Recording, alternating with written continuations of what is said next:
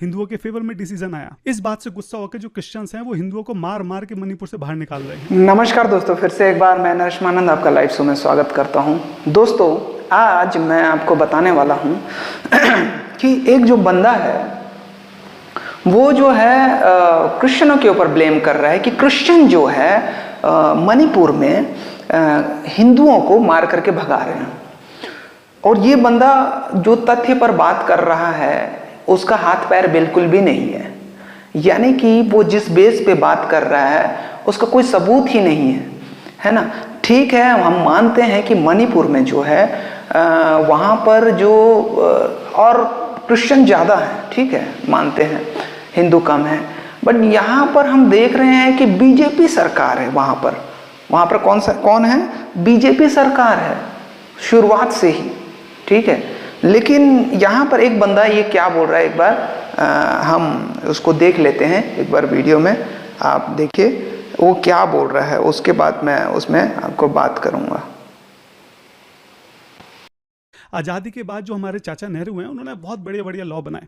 उन्होंने कहा कि जो हिंदू के साधु संत हैं वो मणिपुर में नहीं आ सकते, लेकिन जो क्रिश्चियन मिशनरीज हैं वो आ सकते हैं। उसके अलावा जो वहाँ क्रिश्चियंस थे उनको SC ST का भी दर्जा दे दिया, वहाँ पे उनको रिजर्वेशन मिल गई, मतलब जॉब में, पढ़ाई में, हर चीज़ में उनके पास रिजर्वेशन है।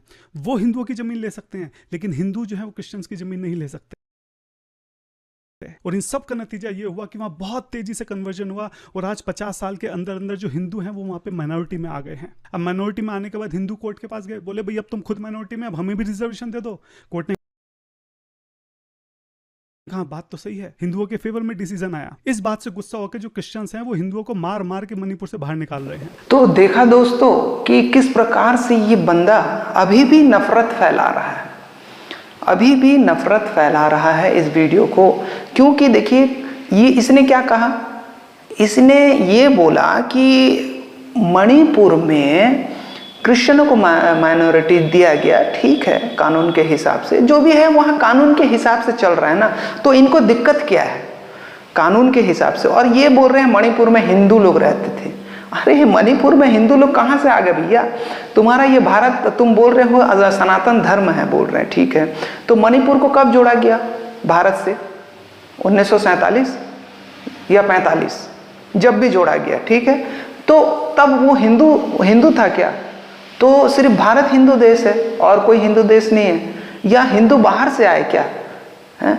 इसको कब जोड़ा गया? देखिए यहाँ पे बहुत सारे बारीकी से सबूत जब हम ढूंढते हैं, देखते हैं, तो यहाँ हमें यही पता चलता है कि बाद में जोड़ा गया। जिस प्रकार से भारत जब आज़ाद हो रहा था तब उसको जोड़ा गया, ठीक है, मणिपुर को। और उसके आजू बाजू बहुत सारे लोग हैं, म्यांमार है और इधर भी है। तो इन लोगों का भगवान राम वाम नहीं है, कृष्ण नहीं है, इनका अलग ही होता है। अगर आप देखेंगे कुकी समाज का है, कुछ लोग आदिवासी हैं वहाँ पर, है ना, आदिवासी लोग हैं, पहाड़ी लोग हैं, तो ये मूर्ति पूजक नहीं होते हैं, इन लोग प्राकृतिक को पूजने वाले होते हैं, या इनका फेस्टिवल एक अलग ही होता है। लेकिन ये हिंदू हिंदू हिंदू हिंदू, अरे हिंदू शब्द आया कहाँ से? ये कब पैदा हुआ हिंदू? है जब हम मुगलों के ज़माने में देखते थे तो भारत को हिंदुस्तान बोला जाता था, जो कि मुस्लिमों के द्वारा ये शब्द का निर्माण हुआ। फिर अब देखो भारत हो गया, अब बोल रहे हैं हिंदू। मोहनजोदड़ो जो है सिंधु घाटी की सभ्यता का जो प्रमाणित किया गया, वहाँ से स को ह बोला जाता था, सप्ताह को हफ्ता बोला जाता था, और उसी शब्द से सिंधु को हिंदू बोला गया।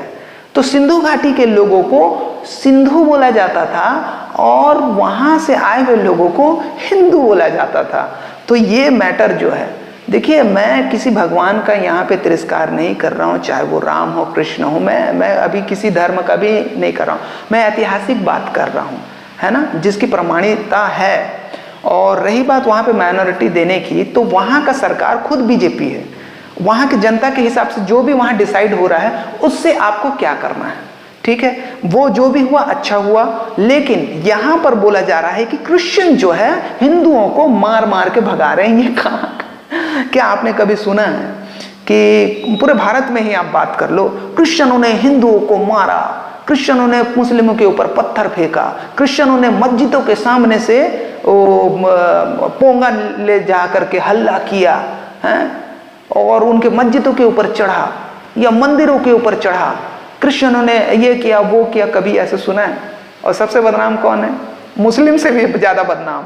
मुस्लिम तो एक अलग कैटेगरी में आते हैं, लेकिन अगर मुस्लिमों के रूल रेगुलेशन को हम देखें तो वो बिल्कुल अलग है। लेकिन हम यहाँ पे देख रहे हैं कि क्रिमिनल का कोई धर्म नहीं होता है। पहली बात, अगर वो क्राइम किया है तो उसको सजा मिलनी चाहिए, उसके लिए कोई धर्म की बात ही नहीं होती, ठीक है। लेकिन यहाँ पर आप सबसे ज़्यादा दंगा फैलाने वाले और सबसे ज़्यादा लोगों को परेशान करने वाले हिंदू को या मुस्लिम को या फिर क्रिश्चियन को कौन है वो आप सभी लोग जानते हैं। सोशल मीडिया पूरे खुलेआम बता रहा है।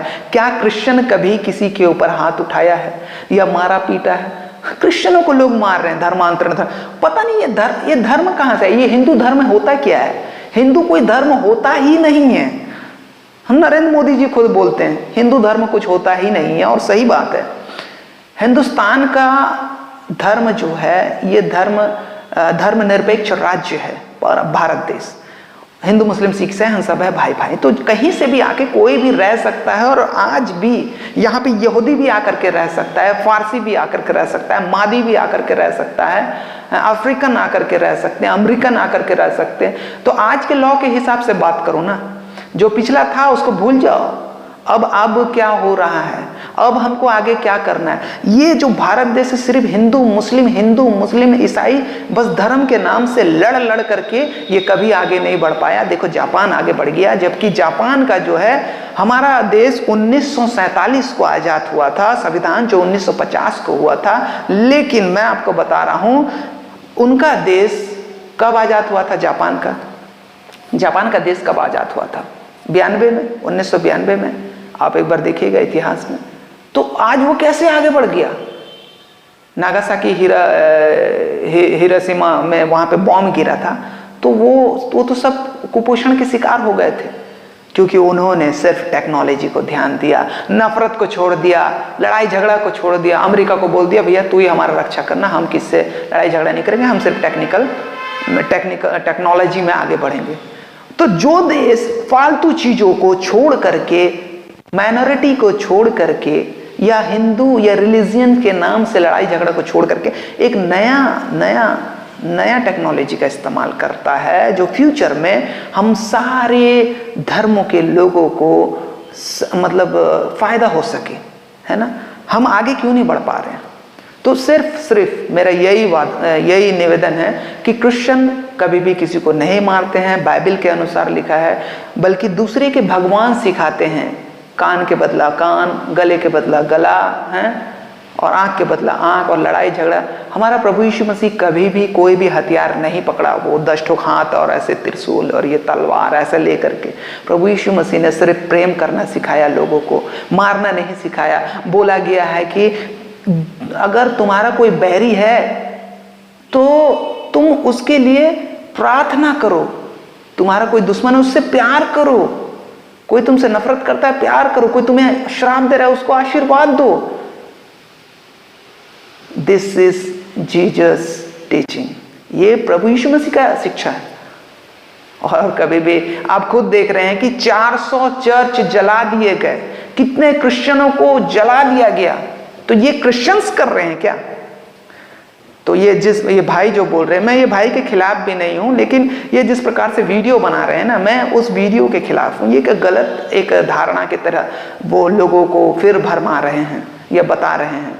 मैं सारे हिंदू मुस्लिम सिख ईसाई, सारे जितने भी रिलीजियंस के हमारे माताएं बहनें भाई परिवार जितने भी लोग हैं, मैं उन सभी से फिर से निवेदन करता हूं कि हम सब मिल करके रहें, भाईचारे की प्रीति से रहें, और ये धर्मांतरण वाली बात ही ना आए। धर्मांतरण ऐसा नहीं होता है कनपट्टी में ऐसे रख करके चल ईसाई धर्म ले या ईसाई धर्म छोड़ या हिंदू को ग्रहण कर, घर वापसी कर, ये होता है धर्मांतरण। स्वेच्छा अनुसार आर्टिकल आप 25 पढ़ेंगे तो आपको समझ में आ जाएगा। सभी को अपने धर्म का प्रचार करना अनिवार्य है, और जो जिस धर्म में जाना चाहता है वो आजाद है। अगर ये भाई जो है इस चीज को महत्व नहीं दे रहे हैं, इसका मतलब ये संविधान आर्टिकल 25 के खिलाफ है, ये विरोध प्रदर्शन कर रहे हैं। तो जो संविधान के खिलाफ होता है वो देशद्रोही होता है। तो याद रखें, संविधान के खिलाफ नहीं होना है, हमें इस वीडियो को इतना शेयर करना है इस बात को गलत साबित करने के लिए, ठीक है। तो आप सभी लोग इस वीडियो को ज़्यादा से ज़्यादा शेयर करें और मसीही समाज को आगे बढ़ाने के लिए प्रभु से प्रार्थना करें, सुसमाचार फैलने के लिए प्रभु से प्रार्थना करें, सारे धर्मों के लिए प्रार्थना करें और सारे नेताओं के लिए प्रार्थना करें, हर एक जगह के लिए प्रार्थना करें। तो दोस्तों आज के लिए इतना ही। इसी प्रकार से हम नए वीडियो को आपके पास लाते रहेंगे। तब तक के लिए हम आपसे अलविदा चाहते हैं। परमेश्वर आप सभी को आशीष दे। नमस्कार, गुड बाय।